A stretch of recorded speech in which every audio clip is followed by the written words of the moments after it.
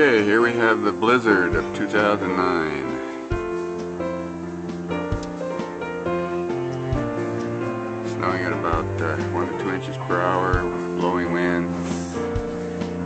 We already have about 8 inches on the ground. They're looking for another 8 to 12.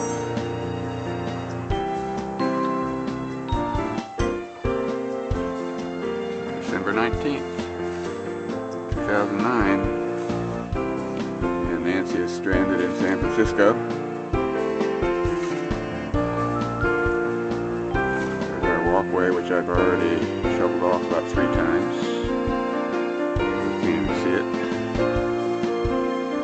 I guess we won't try again until after this stops.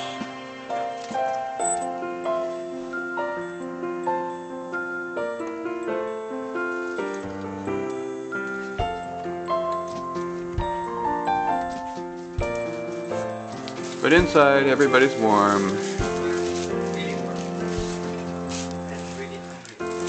Ty and Roberto have cooked up some kind of fancy omelet here for a late breakfast after they managed to get out of bed by noon.